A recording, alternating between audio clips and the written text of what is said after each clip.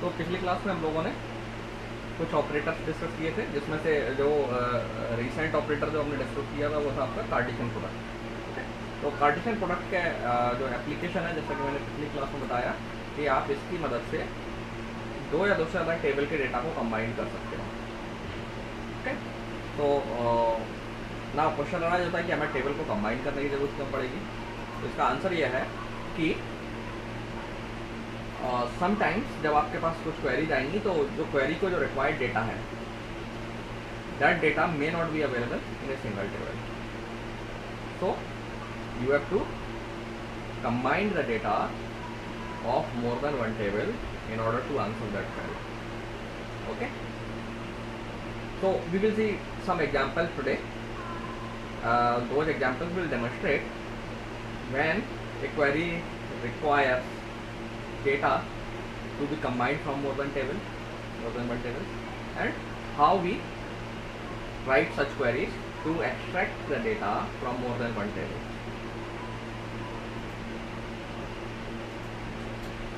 Okay, so let's see. So first let me give the name of the two tables and their details for you so that we can answer certain queries on those tables.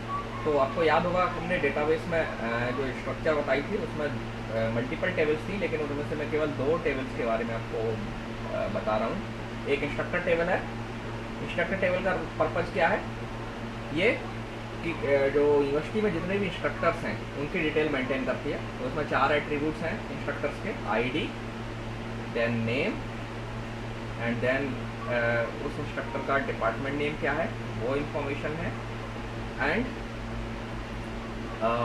उस instructor की salary क्या है। तो for every instructor it records these 4 values. Then there is one more table, department. Okay, अगर आपने किसी ने नहीं देखा हो तो अगर आपके पास अभी बुक हो, you can see the book and you can find out where these tables are mentioned and you can see the structure of the table.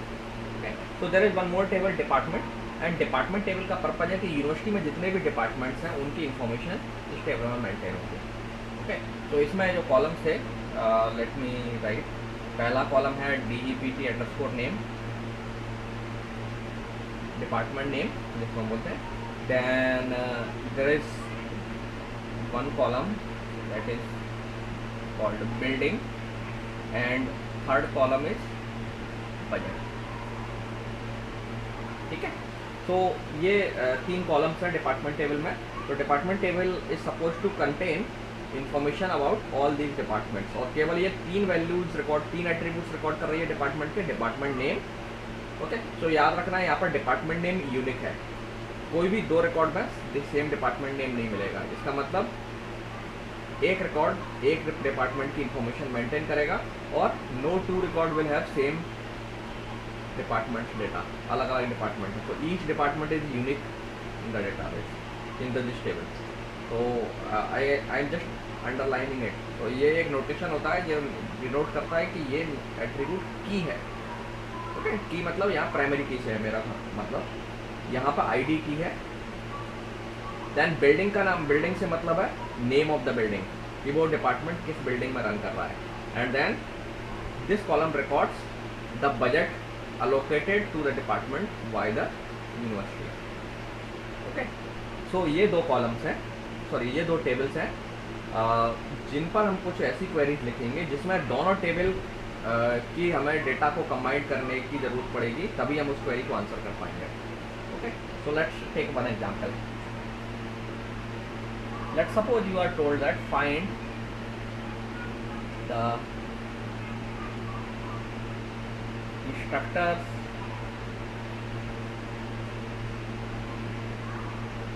ID,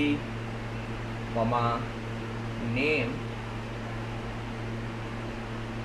and the building name।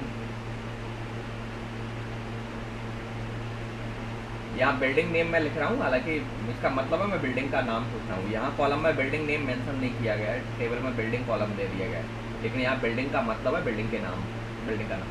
तो एंड द बिल्डिंग नेम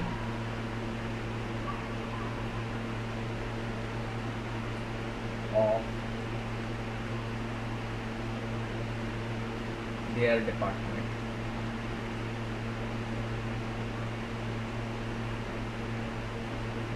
ठीक है, एक काम और करता हूँ मैं यहाँ बिल्डिंग का सॉरी डिपार्टमेंट का नाम भी मैं ऐड कर लेता हूँ, मुझे डिपार्टमेंट का नाम भी सपोज रिट्रीव करना है.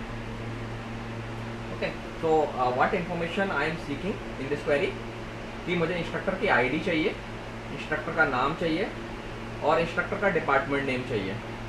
ठीक है, वो किस डिपार्टमेंट को बिलोंग करता है एंड उनकी डिपार्टमेंट की जो बिल्डिंग है उसका भी नाम चाहिए. दैट मीन्स इंस्ट्रक्टर किस बिल्डिंग में बैठ रहा है ये मुझे इन्फॉर्मेशन चाहिए, क्योंकि जो उसका ऑफिस होगा वो ओबियसली डिपार्टमेंट की बिल्डिंग में होगा, है ना.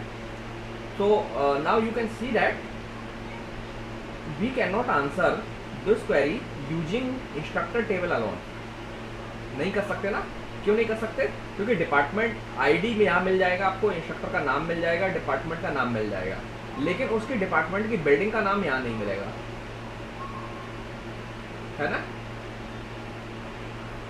So now it mean that मुझे ये दोनों टेबल के डेटा को कंबाइन करना पड़ेगा, तभी मैं इस क्वेरी का आंसर दे सकता हूँ. So now I need to make a relation, new relation, जिसमें इन दोनों टेबल का डेटा कंबाइंड हो जाए.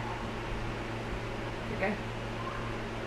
Now let me take one example. मैं एक छोटा सा एग्जाम्पल ले रहा हूँ जिससे मैं कार्टेशियन प्रोडक्ट के बारे में आपको कुछ और इंसाइट देना चाहता हूँ.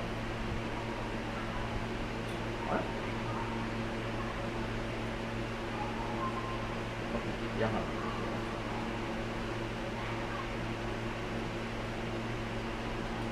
Okay, so let me leave this space. So मैं एक डमी डेटा भर रहा हूँ टेबल में ऐसे ही. Okay, I am not writing any actual data in the table. Instructor में लेट से मैंने आईडी ले लिया 1, नेम इंस्ट्रक्टर का X, department name let say CS, salary let say 40,000.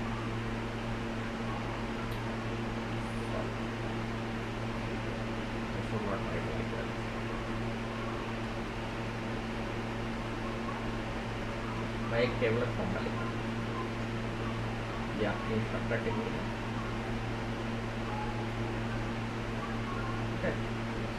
You have 4 columns here. यहाँ पे ID है, then you have name, then department name,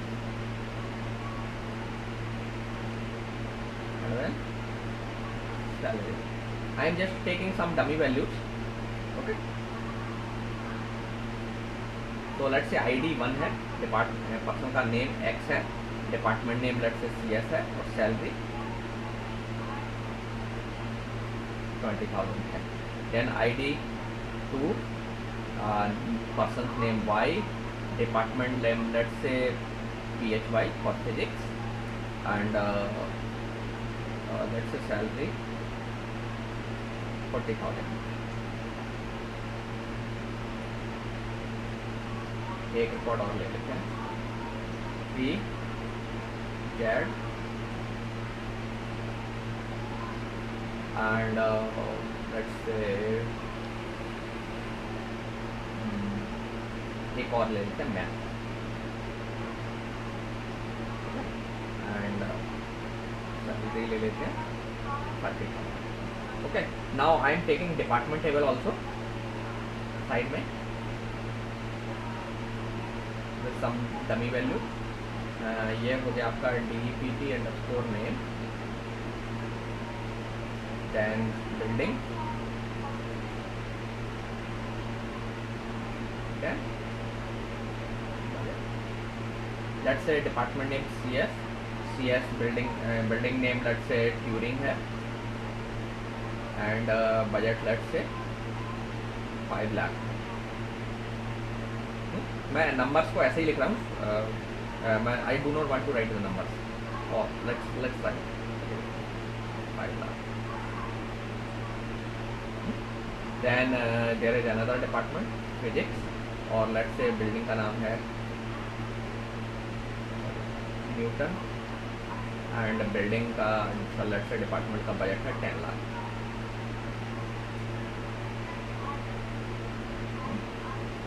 and math,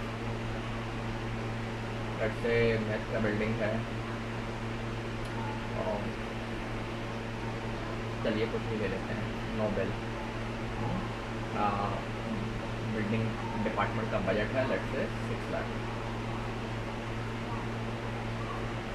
ठीक है, तो ये 3 रिकॉर्ड्स हैं। नाउ अगर आप देखेंगे कार्टेशियन प्रोडक्ट अगर हम इन रिकॉर्ड्स का करें तो मुझे एक रिलेशन मिलेगा। तो late me right the output. तो ये जो रिलेशन मिलेगा इसमें कितने कॉलम्स होंगे, एनीबॉडी, कोई बताएगा? Okay good. आईडी और रिकॉर्ड्स कितने होंगे?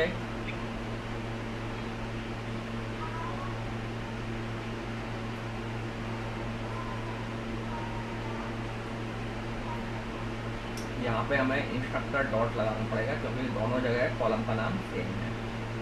ठीक है, तो कार्टेशियन प्रोडक्ट में याद रखना है कि जब 2 कॉलम्स के नाम सेम होते हैं तो आप क्या करते हैं, उसके सामने टेबल का नाम प्रीफिक्स कर देंगे, बीच में डॉट से सेपरेट कर देंगे और उसको। ओके, ये नहीं कि कॉलम 2 बार आया है तो आप उसे एक ही बार लेंगे, कार्टेशियन प्रोडक्ट में ये नहीं करते हैं।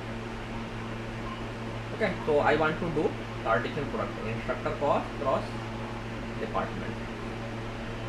तो कार्टेशियन प्रोडक्ट का I will not write complete result, I will show you some piece of the result. Then you will have column salary here, then you will have column department name again. Okay, तो यहाँ पे आपको लिखना पड़ेगा department dot, क्योंकि दोनों के नाम मैच कर रहे हैं कॉलम्स के। देन यहाँ building and budget. Okay, so now let's do Cartesian product. आपने बताया नहीं कि कितने रिकॉर्ड्स में आपको मिलेंगे कार्टेशियन प्रोडक्ट में टोटल? हाँ गुड, 9, क्योंकि 3 रिकॉर्ड यहाँ हैं और 3 रिकॉर्ड यहाँ हैं। तो m की value, number of records m into n होता है। अगर m इसमें रिकॉर्ड है और इसमें n है तो m into n, that mean 3 into 3, तो that you will get 9 record. तो 9 record, let me show you the some record. So कैसे कार्टेशियन प्रोडक्ट करते हैं, पहले जो रिकॉर्ड है इसका मैं सारे रिकॉर्ड्स के साथ कॉम्बिनेशन बनाऊंगा। सो 1 x CS 20,000, देन यहाँ पर फिर से CS आएगा, देन बिल्डिंग का नाम विंग आएगा and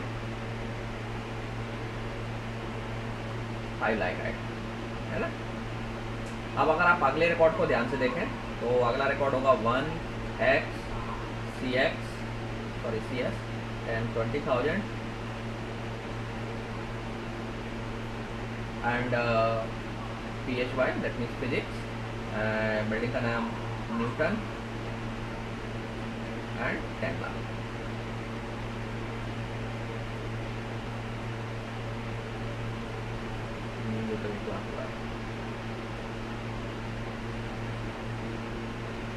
Then third record 1 x CS 20,000, then math Nobel।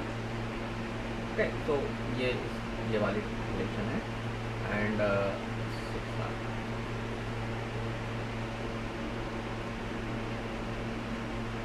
Similarly second record के भी इन सब के साथ कॉम्बिनेशन बनेंगे, थर्ड रिकॉर्ड के साथ भी इनके कॉम्बिनेशन बनेंगे। Now can you observe one thing here, आप देखेंगे कि इस रिकॉर्ड को जरा ऑब्जर्व करिए। What this record is saying, instructor की ID 1, name x, department name CS, salary physics and again department name is physics. That means अगर आप थोड़ी देर के लिए इस कॉलम पर ध्यान ना दें तो what this record is saying, थोड़ी देर के लिए समहाउ सपोज दैट ये कॉलम हमने हाइड कर दिया। सो इंस्ट्रक्टर का नाम x है, उसकी सैलरी इतनी है और उसका डिपार्टमेंट फिजिक्स है और वो न्यूटन बिल्डिंग में बैठ रहा है एंड उसके डिपार्टमेंट का बजट 10 लाख है। Is this record conveying correct information? क्या ये रिकॉर्ड करेक्ट इन्फॉर्मेशन बता रहा है? अगर आप दोनों टेबल को देखें तो ये जो एक रिकॉर्ड क्रिएट हुआ है ये रॉन्ग इन्फॉर्मेशन दे रहा है ना।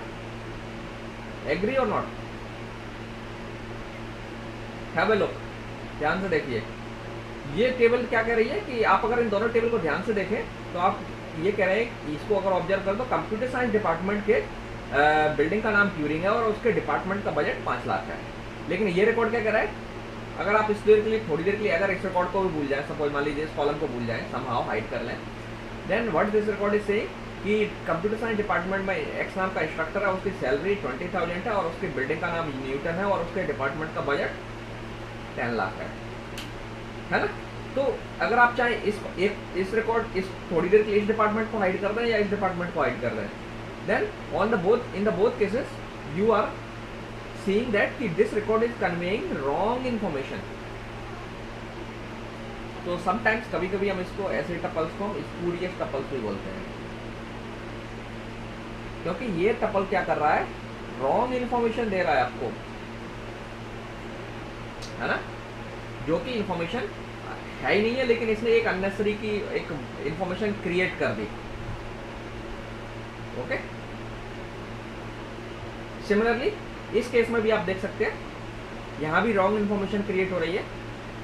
करेक्ट इन्फॉर्मेशन कब है, आप कंडीशन भी आप देख सकते हैं। करेक्ट इन्फॉर्मेशन कब है, जहाँ दोनों जगह डिपार्टमेंट नेम इक्वल है, वहाँ इन्फॉर्मेशन रिकॉर्ड में करेक्ट है। That means only those records will convey you the correct information, जहाँ पे जो कॉमन कॉलम है उनकी वैल्यू मैच करे। ओके, सो आप इससे क्या कंक्लूजन निकाल सकते हैं कि जब आप कार्टेशियन प्रोडक्ट करते हैं ना दो टेबल्स का, तो अगर दोनों टेबल में एक कोई भी कॉलम कॉमन है, तो उस कॉमन कॉलम की वैल्यू आपस में मैच करेगी जिन रिकॉर्ड्स में, तो वो रिकॉर्ड करेक्ट इन्फॉर्मेशन आपको कन्वे करेंगे। बाकी के रिकॉर्ड्स जो है ना इनकरेक्ट इन्फॉर्मेशन कन्वे करते हैं आपको। ओके, तो कार्टेशियन प्रोडक्ट के टाइम में इस इन्फॉर्मेशन को हमें, जब आप क्वेरी को आंसर करेंगे तो इस इन्फॉर्मेशन को हमें फिल्टर आउट कर देना है, इसको हटा लेनी है अपने आंसर। जब हम क्वेरी एग्जीक्यूट करना चाहेंगे या कोई भी सिलेक्शन करेंगे या कोई भी कंडीशन अप्लाई करेंगे रिकॉर्ड्स को चूज करने के लिए, तो हम कोशिश करेंगे कि इन रिकॉर्ड्स को, मेजॉरिटी ऑफ क्वेरीज में हम ये काम करेंगे कि ऐसे रिकॉर्ड्स को हटा देंगे। ठीक है, क्योंकि ये रॉन्ग इन्फॉर्मेशन कन्वे करते हैं, और अगर आप इन रिकॉर्ड को कंसीडर कर लेंगे then you may end up with giving wrong results. Okay, ना वो क्वेश्चन राज होता है कि हम इन रिकॉर्ड्स को कैसे हटाएंगे। तो जैसे मैंने अभी आपको हिंट दे दी कि आप क्या करेंगे, कॉमन जो कॉलम है उसको इक्वेट कर लीजिए सिलेक्शन के टाइम पर। ठीक है, तो अगर आप सिलेक्शन के टाइम पर इन कंडीशन को चेक कर लेंगे कि इंस्ट्रक्टर का डिपार्टमेंट नेम और डिपार्टमेंट टेबल का डिपार्टमेंट नेम जहां मैच कर रहा हो, केवल उन्हीं रिकॉर्ड्स को चूज करिए, उन्हीं रिकॉर्ड्स पर कंडीशन लगाइए और जो ट्रू मिल रहा है उन्हीं को चूज करिए। जहां डिपार्टमेंट नेम मैच ही नहीं कर रहा है उन रिकॉर्ड्स को छोड़ दीजिए। ओके, नाउ अगर हम इसी सिनेरियो को जनरलाइज करें, अगर दोनों टेबल्स में मल्टीपल कॉलम कॉमन हो, तो आप क्या करेंगे, तब आपको साथ में देखना है कि जो कॉमन कॉलम है उनकी वैल्यूज आपस में करस्पॉन्डिंग कॉमन कॉलम्स की मैच होना चाहिए। अगर दो कॉलम कॉमन है दो टेबल्स में और आपने उनका कार्टेशियन प्रोडक्ट कर दिया, तो करस्पॉन्डिंग जो कॉलम्स है उनकी वैल्यू इक्वेट होना चाहिए आपस में, उन्हीं रिकॉर्ड्स को आप सेलेक्ट करेंगे। ओके, सो नाउ जब अब मैं इस पर क्वेरी आंसर करूंगा तो मैं यही काम करने जा रहा हूँ। So that's why I just gave you this example so that you will be able to understand कि मैंने ऐसा क्यों किया। ओके, आई होप ये सबको समझ में आ गया होगा। ठीक है, अब हम एक अपनी क्वेरी, ये जो क्वेरी है इसको आंसर करते हैं। क्वेरी क्या थी कि हमें डिपार्टमेंट के हमें वो सभी इंस्ट्रक्टर्स के नाम, आईडी, डिपार्टमेंट नेम और बिल्डिंग पता करनी है। किसी खास कंडीशन, सारे इंस्ट्रक्टर्स के लिए पता करना है, कोई ये नहीं कहा गया है कि खास इंस्ट्रक्टर के लिए करना है। तो find the instructors ID, name, department name and building. Okay, so let's first combine the information. तो इंफॉर्मेशन को कंबाइन करने के लिए हम क्या करते हैं,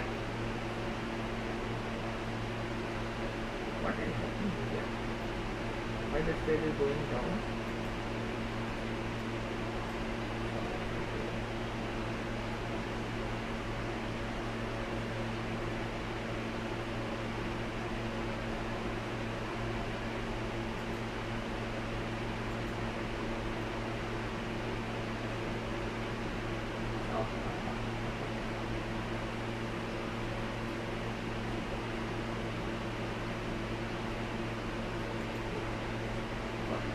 बार बार यही पेज जो ना कॉपी हो जाता है। श्योर व्हाई डिड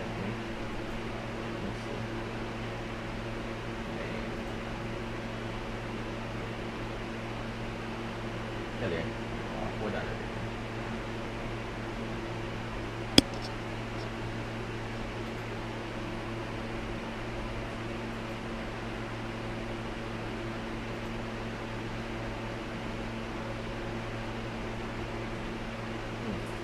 तो now what we will do first, पहले हमें दोनों टेबल्स का कार्टेशियन प्रोडक्ट करना है।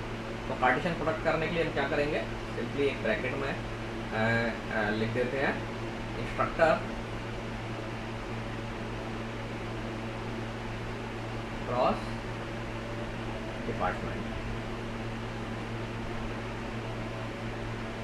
ठीक है, तो ये हो गया कार्टेशियन प्रोडक्ट। नाउ जैसे मैंने बताया कि हम रिलेशनल अलजेब्रा में ऑपरेटर्स को आपस में कंपोज कर सकते हैं। दैट मीन्स एक ऑपरेटर का आउटपुट दूसरे ऑपरेटर को दे सकते हैं। तो कार्टेशियन प्रोडक्ट का आउटपुट हम सिलेक्शन को दे देते हैं। तो पहले मैंने ये इन्फॉर्मेशन को कंबाइन कर लिया दोनों टेबल को। अब इस पर मैं अपना सिलेक्शन की जो कंडीशन है वो लगा देता हूँ। तो मुझे सिलेक्शन में क्या क्या निकालना है, सारे रिकॉर्ड्स निकालने हैं। पहले तो कौन से रिकॉर्ड्स निकालने हैं, जिनमें आपस में डिपार्टमेंट नेम मैच करे। तो what I condition I will write, instructor dot department name equals department dot department name. ठीक है, ये किस लिए लगाई मैंने कंडीशन, सो दैट वो जो केवल वैलिड जो टपल्स हैं जिसमें डिपार्टमेंट नेम मैच कर रहा है, करेक्ट इन्फॉर्मेशन जो रिकॉर्ड समझ देंगे, मैं केवल उन्हीं रिकॉर्ड्स को चूज कर रहा हूँ। उन पर अब मैं क्या करूँगा, वो 4 कॉलम्स जो मुझे निकालने थे वो मैं निकाल दूँगा। तो आप यहाँ लिखेंगे प्रोजेक्शन अब आपको करना पड़ेगा, क्योंकि आपको क्या क्या निकालना है, नेम निकालना है, सॉरी पहले मैं आईडी लिखूँगा क्योंकि मॉडर्न में रखेंगे ऐसे आईडी एंड नेम। देन मुझे डिपार्टमेंट नेम भी निकालना था। तो डिपार्टमेंट में या तो आप इस डिपार्टमेंट की वैल्यू को चूज कर सकते हैं या इसको चूज कर सकते हैं, जो आपकी इच्छा हो। एक ही सेम वैल्यू आने वाली है, लेकिन आपको कॉलम का लिखना पड़ेगा सिलेक्शन में कि कौन सा वाला चूज कर रहे हैं आप। ठीक है, चाहे आप ये चूज करिए चाहे ये करिए, कोई फर्क नहीं पड़ने वाला है। तो कॉमा मैं लिख रहा हूँ, सॉरी डिपार्टमेंट ही लिख दिया मैंने, चलिए डिपार्टमेंट डॉट, यहाँ में स्पेस नहीं है मेरे पास, तो मैं यहाँ लिख रहा हूँ डिपार्टमेंट नेम एंड बिल्डिंग। ठीक है, तो ये जो क्वेरी है आपको, इस क्वेरी में जो आंसर मिलने वाला है वो आपका डिजायर्ड आंसर है। नाउ ये क्वेरी कैसे काम करेगी, पहले आप देखें तो पहले आपने कार्टेशियन प्रोडक्ट किया। कार्टेशियन प्रोडक्ट करने के बाद हमने क्या किया, सिलेक्शन लगा दिया उस पर। तो सिलेक्शन ऑपरेटर क्या करेगा कि जो उन रिकॉर्ड्स को ही केवल एक्सट्रैक्ट करेगा जिन रिकॉर्ड्स में ये जो आपकी कंडीशन है मैच कर रही है। ठीक है, जिन रिकॉर्ड्स में ये डिपार्टमेंट नेम मैच कर रहे हैं, दैट मीन्स ये सिलेक्शन ऑपरेटर क्या कर रहा है, केवल वैलिड जो रिकॉर्ड्स हैं आपके उनको चूज कर रहा है। ठीक है, और फिर आपने क्या कर लिया, अब जो आंसर आया आपका फाइनल, उसमें सारे कॉलम्स अवेलेबल थे, लेकिन आपको सारे कॉलम्स नहीं डेटा के तौर पर आउटपुट में प्रोवाइड करने हैं। आपको केवल गिवन कॉलम जो पूछे गए हैं वही कॉलम्स निकालने हैं।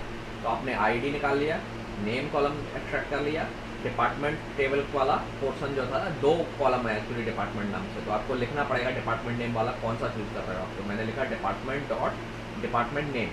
आप चाहें तो इंस्ट्रक्टर डॉट डिपार्टमेंट नेम भी लिख सकते हैं, कोई फर्क नहीं पड़ने वाला, सेम आउटपुट आएगा, कॉमा बिल्डिंग। ठीक है, so this is how we can combine data from more than one table. Okay, now let's write another query. Suppose you are given a query like that, find the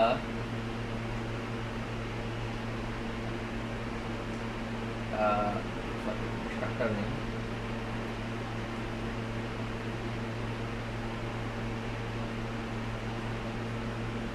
instructor's name, and let's say department name, comma budget for let's say computer science department.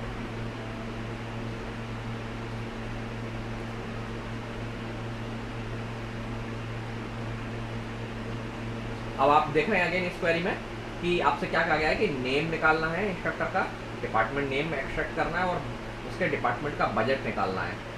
Okay, और कौन से department के लिए निकालना है? केवल computer science के लिए।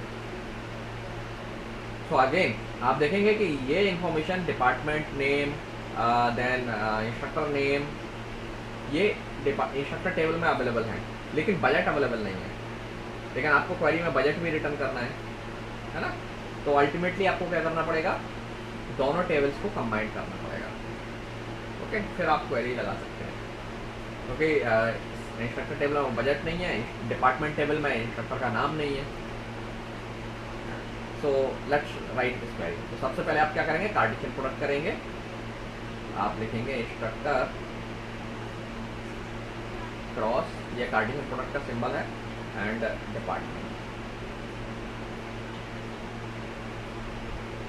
अब जैसे मैंने कहा कि आपको केवल पहले वैलिड टपल जितने भी हैं वो एक्सट्रैक्ट करने हैं। ये कार्टेशियन प्रोडक्ट में कुछ रॉन्ग टपल भी बनेंगे, तो वैलिड टपल एक्सट्रैक्ट करने के लिए आपको सिलेक्शन लगाना पड़ेगा। ठीक है, तो सिलेक्शन में आप कंडीशन लगा दीजिए कि instructor dot department name equals department, ये टेबल का नाम है, डॉट डिपार्टमेंट अंडरस्कोर नेम। अच्छा, और ये काम केवल किस डिपार्टमेंट के लिए करना है? CS डिपार्टमेंट के लिए। तो एक कंडीशन और साथ में लगाना पड़ेगी कि अब किसी भी एक डिपार्टमेंट नेम पर कंडीशन लगा dीजिए, चाहे इंस्ट्रक्टर के डिपार्टमेंट नेम में कंप्यूटर साइंस मेंशन कर दीजिए या बिल्डिंग साइड में मेंशन कर दीजिए, जो भी आपको उचित लगे। तो मैं लिख देता हूँ instructor dot department underscore name equals computer science. ठीक है, तो ये तो हो गई जो प्रेडिकेट है, कंप्लीट प्रेडिकेट। ना ये जो सिलेक्शन ऑपरेटर आपको ये इन्फॉर्मेशन में पूरे रिकॉर्ड्स देगा, लेकिन आपको पूरे रिकॉर्ड नहीं चाहिए, केवल ये 3 रिकॉर्ड्स चाहिए। तो आप इसमें प्रोजेक्शन लगा दीजिए अब इसके आउटपुट पर। तो आप लिखिए projection, then name, then instructor का नाम चाहिए मुझे, सॉरी डिपार्टमेंट नेम चाहिए, तो instructor dot department name comma budget. Okay, so this is your query that will give you the answer.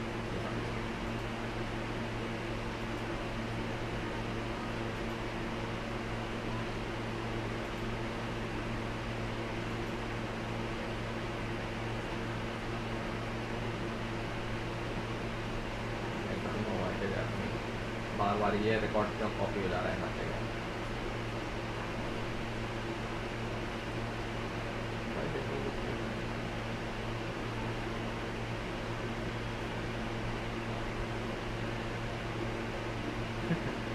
Sometimes कई सॉफ्टवेयर का बिहेवियर बड़ा अनप्रिडिक्टेबल है। I don't know why it is loading, या कोई option हो गया है।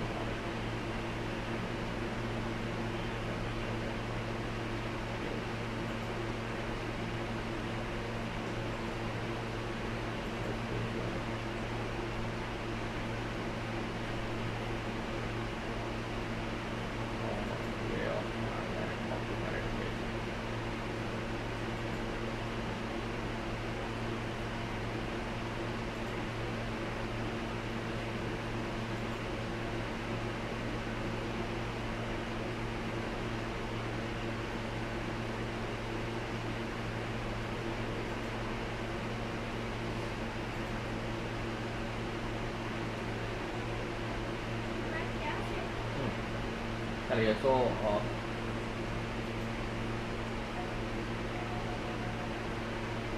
कोई डाउट है अभी तक?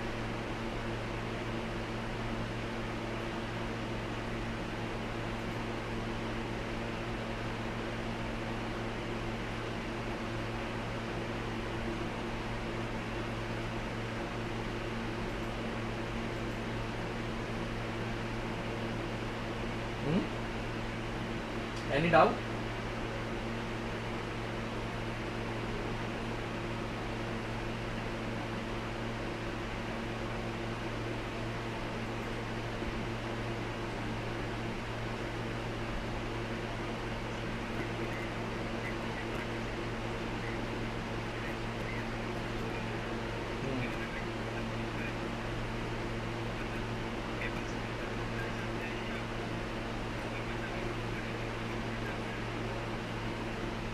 कार्टेशियन प्रोडक्ट में, अरे कार्टेशियन प्रोडक्ट एक्चुअली देखिए जब कार्टेशियन प्रोडक्ट होता है तो ओरिजिनल टेबल्स में कोई चेंज नहीं होता है, और वैसे भी ये पेपर लैंग्वेज है, इसमें टेबल में ओरिजिनल में चेंज होने का कोई मतलब नहीं है।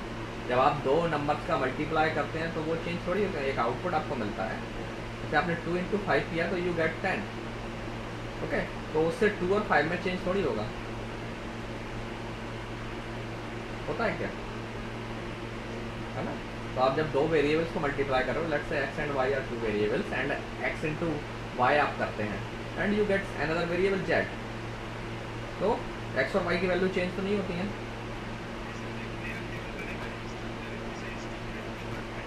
ना, that is just a temporary table, वो टेम्परेरी रिजल्ट है, टेबल नहीं बनती है। आप उसे उस टेबल को, उस डेटा को कहीं स्टोर कर देंगे तब आप उसे वेरिएबल के फॉर्म में रिप्रेजेंट कर सकते हैं, that is just a temporary output.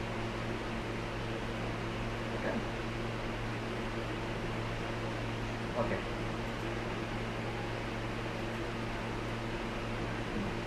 so now let me take some more example, एक और एग्जांपल लेते हैं, फिर मैं आगे और ऑपरेटर पर डिस्कस करने जाऊंगा। सो लेट्स से आपको कहा जाए कि find the name comma let's say salary of all those instructors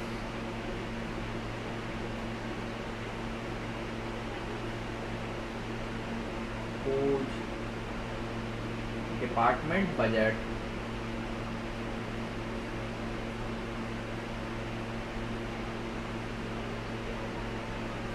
is greater than 10 lakh,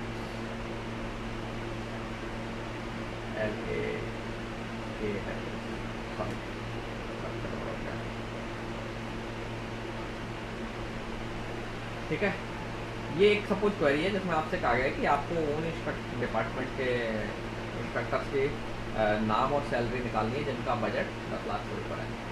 तो अगेन इस क्वेरी में आपको एक ही टेबल से काम नहीं चलने वाला है, आपको क्या करना पड़ेगा, दो टेबल के डेटा को कंबाइन करना पड़ेगा। सो कंबाइन करने के लिए आपको क्या करना पड़ेगा, कार्टेशियन प्रोडक्ट ऑब्वियसली, तो इंस्ट्रक्टर टेबल और डिपार्टमेंट टेबल का कार्टेशियन प्रोडक्ट करिए पहले,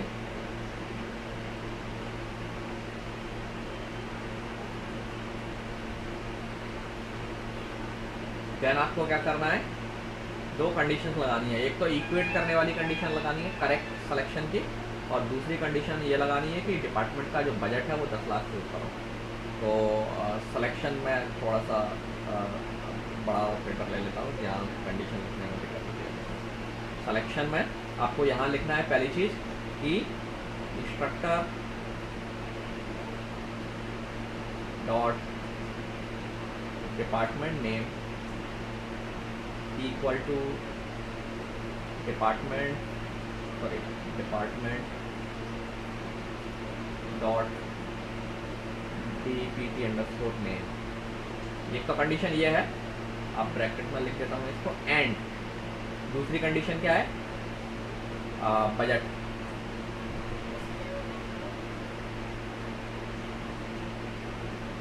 budget is greater than 10 lakh, ठीक है, ये कंडीशन। नाउ अब इस पूरे पर आप प्रोजेक्शन लगा दीजिए, इससे जो आउटपुट आएगा सिलेक्शन का, सिलेक्शन में आपको सारे कॉलम्स मिलेंगे, लेकिन हमें सारे कॉलम नहीं चाहिए थे, हमें क्या चाहिए, इंस्ट्रक्टर का नेम एंड सैलरी। तो प्रोजेक्शन में आप लिख लीजिए नेम कॉमा सैलरी, काफ़ी आसान है ना। चलिए गुड। तो अभी अब हम आगे बढ़ते हैं, कोई और ऑपरेटर है तो वो डिस्कस कर लेते हैं, देन फिर हम लोग हाँ चलिए, एक और ऑपरेटर है रीनेम ऑपरेशन। तो रीनेम ऑपरेशन को जो हम जनरली सिंबल रो से रिप्रेजेंट करते हैं, दिस इज द सिंबल रो। और रीनेम ऑपरेटर का एक्चुअली यूज जो होता है वो है कि आप सपोज एक रिलेशन जो है उसके नाम, उसका नाम चेंज करना चाहते हैं, तो आप वो रीनेम ऑपरेशन से कर सकते हैं। तो एनी गिवन रिलेशन जिसका कोई एक नाम ऑलरेडी है, but you want to redefine his that relations another name, तो आप वो इस रीनेम ऑपरेशन से कर सकते हैं। ध्यान रखना इसमें रीनेम ऑपरेशन से ऐसा नहीं है कि उस ओरिजिनल रिलेशन का पुराना नाम खत्म हो जाएगा। You can use that relation with older name, but you can have a kind of alias, alternative name हो जाएगा। जैसे आपके केस में क्या होता है, आपके घर में एक पर्सन का एक स्कूल में नेम अलग है, ऑफिशियल नेम अलग है, और घर पर पेट नेम अलग होता है ना। तो अगर आपका कोई नाम पेट नेम ऐड कर दिया गया है तो आपका ओरिजिनल नेम नहीं खत्म हो जाता है ना। तो similar thing also happens here. Similarly आप एक रिलेशन के कॉलम्स के नेम भी चेंज कर सकते हैं in similar way rename operation से। नाउ क्वेश्चन आ जाता है कि अब रीनेम ऑपरेशन की क्या ज़रूरत है। तो रीनेम ऑपरेशन की ज़रूरत ये है कि कई बार आपको कभी कभी एक टेबल के डेटा को, एक टेबल जो है उसके डेटा को खुद ही इसके डेटा से कंपेयर करना है, तब आपको रीनेम ऑपरेशन की ज़रूरत पड़ेगी। ओके, तो रीनेम ऑपरेटर की सिंटैक्स क्या है, रो सफिक्स में आप एक्स लिखेंगे एंड ई लिखेंगे। So E is suppose some relation जिसका नाम ई है। ओके, सो ये जो रिलेशन है it can be A Cartesian, it can be a output of some operator, और it can be a name of the table also. okay, direct table हो सकती है या किसी ऑपरेटर का या कंपोजिशन ऑफ ऑपरेटर्स का आउटपुट हो सकता है, उसको आप एक नाम दे सकते हैं। तो सपोज ई एक रिलेशन का नाम है एंड आप अब नाम उस नेम को, उस रिलेशन को नेम एक्स से भी रेफर कर सकते हैं। जैसे I can write rho and instructor, let's say faculty data या फैकल्टी इन्फो। तो अब मैं इंस्ट्रक्टर टेबल को फैकल्टी इन्फो नाम से भी रेफर कर पाऊंगा। हाँ, इसमें कॉलम के नाम नहीं बदलेंगे, कॉलम के नाम वही रहेंगे। ओके, तो हालांकि याद रखना इसमें इंस्ट्रक्टर टेबल में कोई चेंज नहीं होगा। ये एक आपने एक अल्टरनेटिव नेम और डिफाइन कर लिया है, लाइक अ पेट नेम जैसे आपका डिफाइन होता है। तो इंस्ट्रक्टर टेबल में nothing is going to change in the instructor table, but एक अल्टरनेटिव नाम और डिफाइन होगा इंस्ट्रक्टर टेबल का, faculty info. So you can use this name all in your query as well. Okay,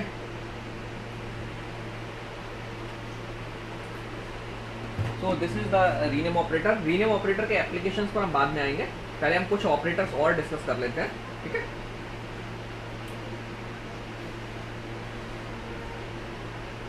now there is one more formal definition that you need to understand. Let me tell you that definition. जैसे आपने mathematics में पढ़ा होगा कि आप you have some operators, you have operands. तो आप कई जैसे आपने a इंटू बी किया तो you get some value. Now sometimes you write a into B plus c into D. तो आपने क्या किया, दो ऑपरेंड्स जहाँ यूज हो रहे थे उनकी एक्सप्रेशंस को कंबाइंड कर दिया। Okay, so that's why you define an expression in A algebraic structure. Okay, तो सिमिलरली जो रिलेशनल अलजेब्रा है इसमें भी हम एक्सप्रेशन डिफाइन कर सकते हैं। So actually when you right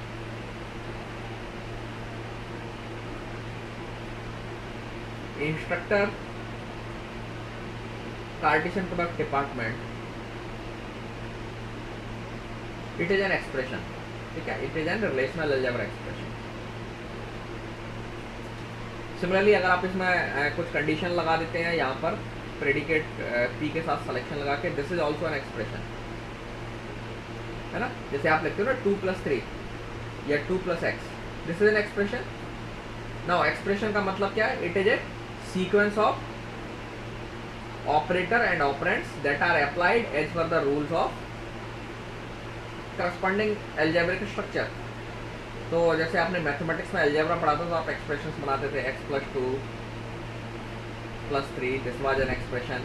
then expression की डेफिनेशन में आप देखें तो सिंगल ऑपरेंड अगर है तो आप उसे भी एक्सप्रेशन कंसीडर करते हैं। हालांकि सिंगल ऑपरेटर लिखा हुआ है इसे हम एक्सप्रेशन नहीं मानते हैं, but single operator can be referred as expression. Then 3+2 this is an expression, 3+x is an expression, single variable है then that is also an expression, है ना। तो जिस तरीके से आप अलजेब्रा में एक्सप्रेशन डिफाइन करते थे mathematical, similarly you can also define expressions in relational algebra, और actually these are defined already.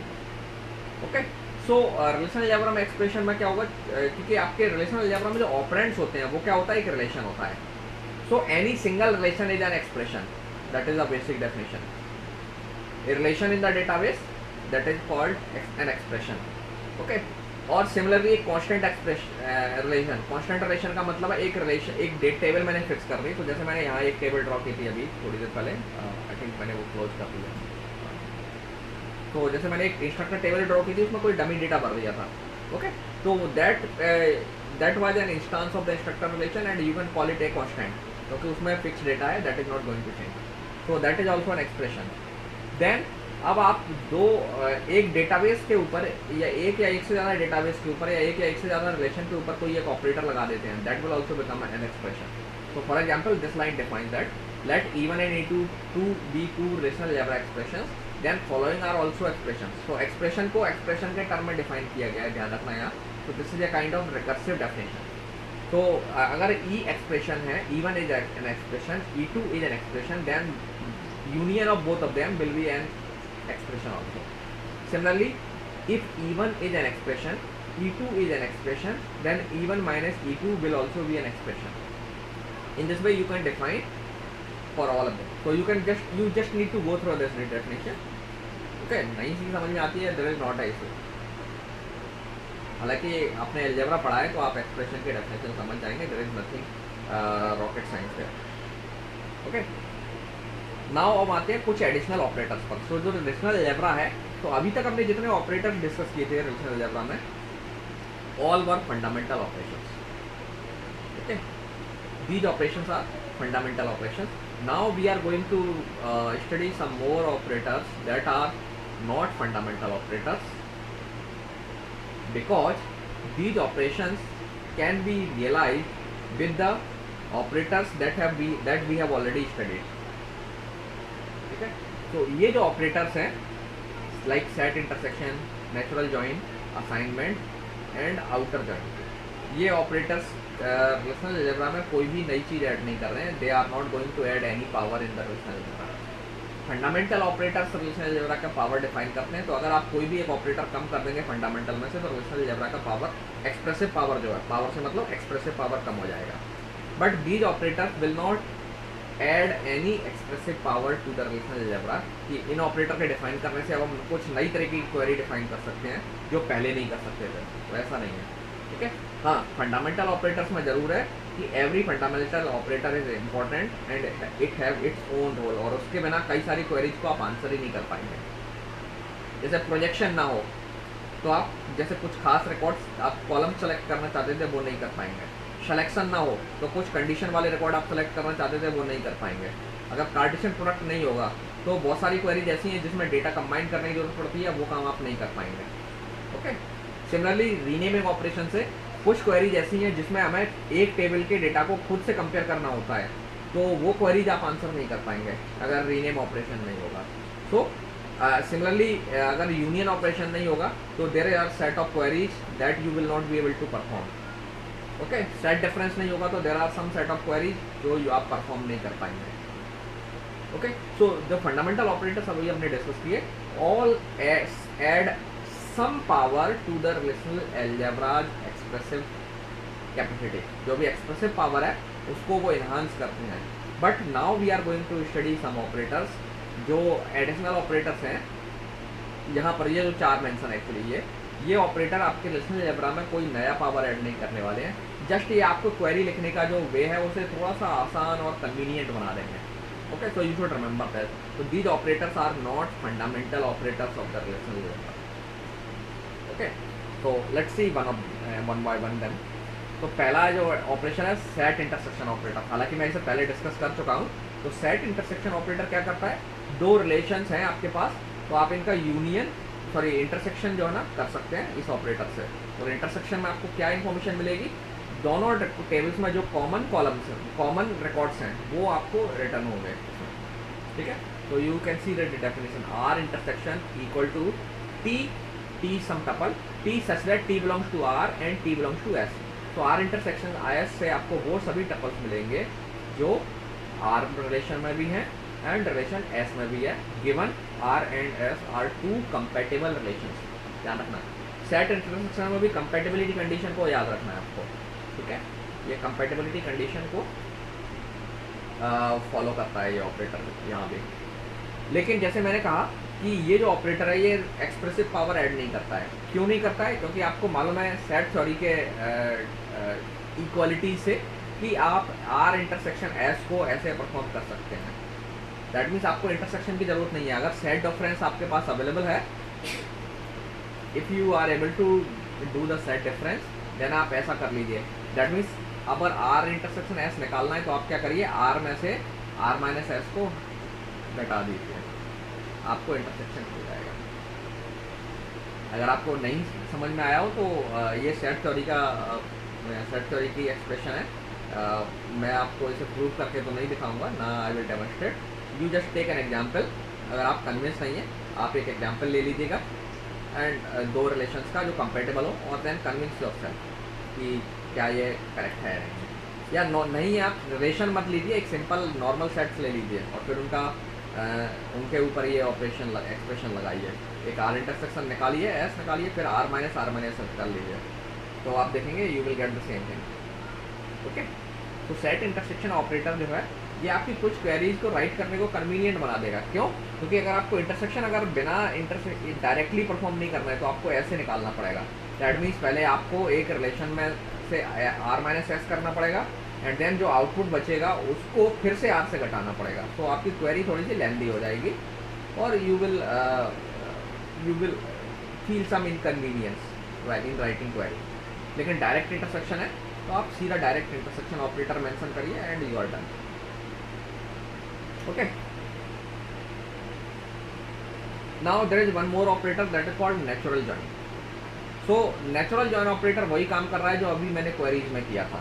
मैंने क्या किया था कि जब मैं इस क्वेरी को आंसर करना चाह रहा था तो मैंने वो टपल्स एक्सट्रैक्ट किए थे जहां डिपार्टमेंट नेम मैच कर रहा था। दैट मीन्स मुझे केवल करेक्ट रिकॉर्ड एक्सट्रैक्ट करने थे कार्टेशियन प्रोडक्ट से। तो मैंने क्या किया, दोनों जो कॉमन कॉलम्स थे उनकी वैल्यू को इक्वेट कर दिया मैंने, है ना।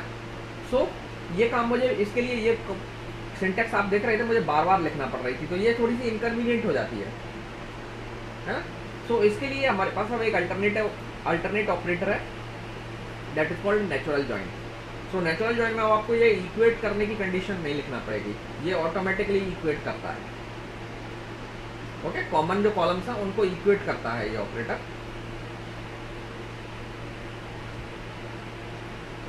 सो this is a formal definition of this operator. Let's say R और एस दो रिलेशन है, तो इनमें मान लीजिए यहाँ आप देखेंगे तो what is the common, D common है दोनों में और डी कॉमन है। तो जब आर नेचुरल जॉइन एस करेंगे तो नेचुरल जॉइन क्या करेगा, पहले दोनों का कार्टेशियन प्रोडक्ट करेगा R and S, then selection करेगा। कैसे सिलेक्शन करेगा कि दोनों की आर रिलेशन में बी वैल्यू और एस रिलेशन में बी वैल्यू इक्वल हो, साथ में आर रिलेशन की डी वैल्यू और एस रिलेशन की डी वैल्यू इक्वल हो। दैट मीन्स ये क्या कर रहा है, सिलेक्शन कर रहा है कौन से रिकॉर्ड्स का जिसमें दोनों जो कॉमन कॉलम्स हैं उनकी वैल्यू मैच कर रही हो एक साथ।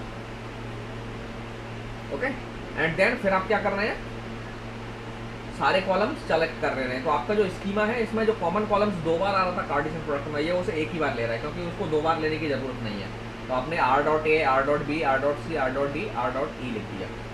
तो अब इसके नेचुरल जॉइन का एग्जांपल आप देखिए, सी दिस वन। तो सपोज आर आपका ये रिलेशन है and you have a relation S. तो आर में 4 कॉलम्स हैं ए बी सी डी और एस में बी डी ई। तो आप देखेंगे 2 कॉलम कॉमन है B and D. Okay, some records हैं। आर कार्टेशियन एस करते हैं आप, तो क्या होगा, पहले आप इन दोनों का कार्टेशियन प्रोडक्ट करिए। नेचुरल जॉइन आपको करना है तो सपोज पहले दोनों का कार्टेशियन प्रोडक्ट करिए और कार्टेशियन प्रोडक्ट में जो आंसर आता है उसमें से केवल आप वही वैलिड रिकॉर्ड उठाने, वही रिकॉर्ड्स पिक करने हैं आपको आंसर में जिसमें बी की वैल्यू मैच करे और डी की भी वैल्यू मैच करे।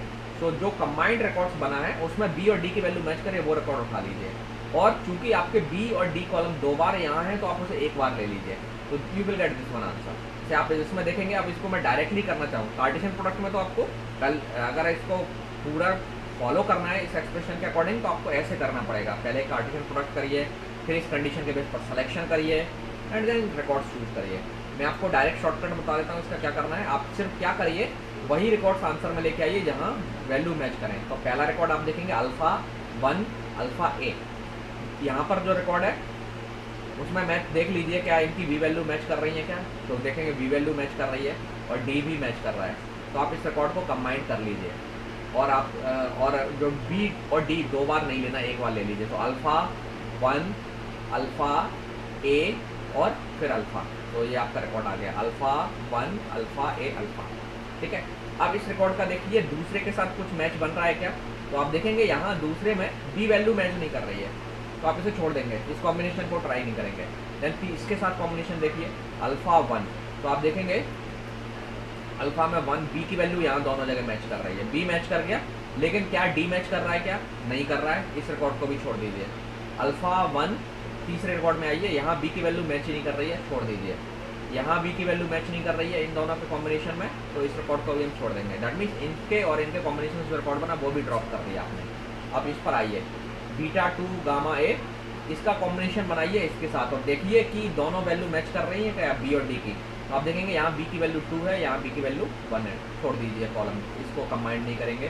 बीटा 2 यहाँ 3 है, ये इसका भी साथ कॉम्बिनेशन नहीं बनेगा। बीटा 2 गामा ए, इसके साथ कॉम्बिनेशन भी नहीं बनेगा।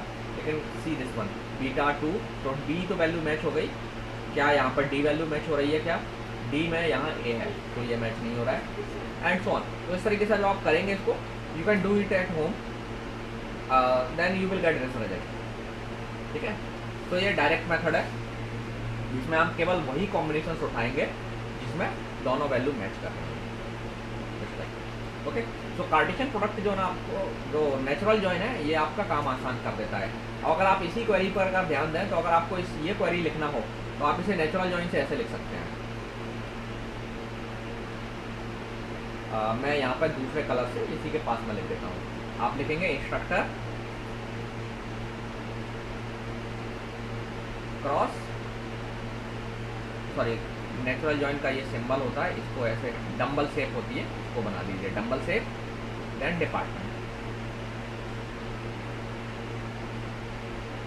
तो अब आप मान के चलते हैं कि अब क्या होगा, केवल वही रिकॉर्ड्स आएंगे जिसमें डिपार्टमेंट की वैल्यू मैच कर रही होगी और जो कॉलम है 2 बार आ रहा था वो एक ही बार आएगा। तो अब कोई कंफ्यूजन नहीं, आप सिंपल इतना लिख दीजिए और अब ये कंडीशन लगाने की ज़रूरत नहीं है क्योंकि ये नेचुरल जॉइन में अपने आप लगती है। सिर्फ आपको ये कंडीशन मेंशन करने की ज़रूरत है, आपको लिखना है select budget greater than 10 lakh और अब इस पर कॉलम चूज कर लीजिए, नेम कॉमर्स सैलरी। हाँ, अब अगर डिपार्टमेंट नेम भी अगर आपको निकालना हो तो आप सीधा DEPT_ नेम लिखिए, कोई भी टेबल का नाम लगाने की जरूरत नहीं है। तो आप देखेंगे इसी क्वेरी को जब मैंने नेचुरल जॉइन से लिखा तो ये ज़्यादा कन्वीनियंट लग रही है मुझे। ठीक है, हालांकि एक्चुअली प्रोसेसिंग यही होती है, लेकिन ये जस्ट मैंने राइटिंग का मेरा काम आसान हो गया नेचुरल जॉइन से। ओके, तो नेचुरल जॉइन आफ्टर का जो ऑपरेटर है, what is just it is doing, it is just making your work easy and convenient. ठीक है, ये रिलेशनल अलजेब्रा का कोई भला नहीं कर रहा है, उसके पावर में कोई भी इनाउंसमेंट नहीं कर रहा है ये ऑपरेटर। सिमिलरली आपका सेट इंटरसेक्शन भी नहीं कर रहा है। बाकी के 2 ऑपरेटर्स हैं, हम इसे नेक्स्ट क्लास में डिस्कस करेंगे। ओके, तो यहीं छोड़ देते हैं, असाइनमेंट और आउटर जॉइन का हम बाद में डिस्कस करेंगे। तो now we will do some queries. So मैं आपको होमवर्क के तौर पर कुछ क्वेरीज दे देता हूँ, तो आप उन्हें घर पे करिए। नंबर 1, अभी हम दोनों यही दोनों टेबल्स पर एग्जाम्पल लेके चल रहे हैं, तो late me right the query. Find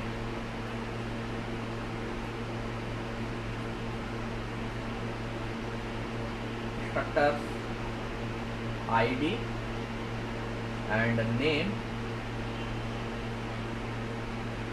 and their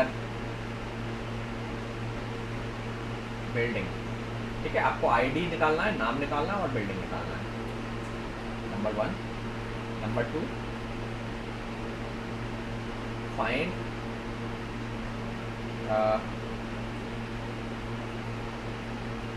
instructors ID,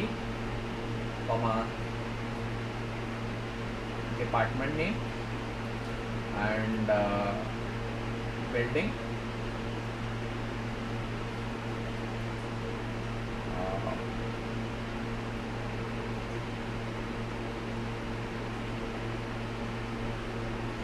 for those instructors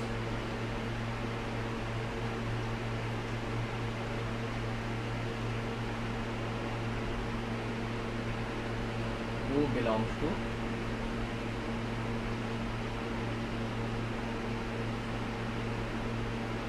physics or let's say statistics department.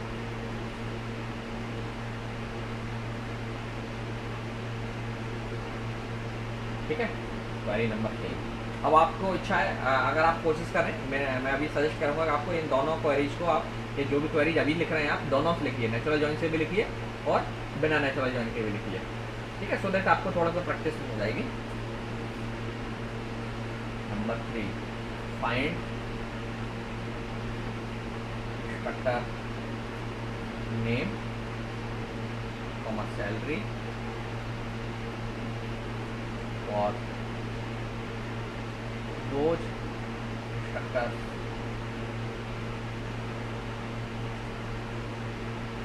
who sits in, let's say मैं अपनी ऐसे ही लिख देता हूँ साइंस में, ठीक है, क्योंकि अभी हम ये जो लैंग्वेज है वो पेपर लैंग्वेज है, तो डेटा को साइंस में, ठीक है। Query number 4, find instructor name, salary for those instructors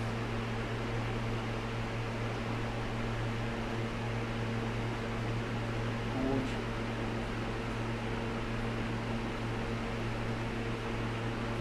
department's budget is between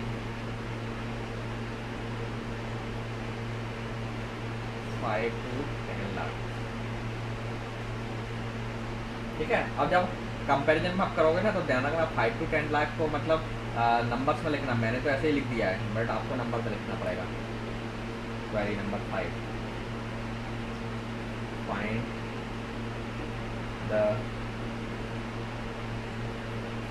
name and building of all those departments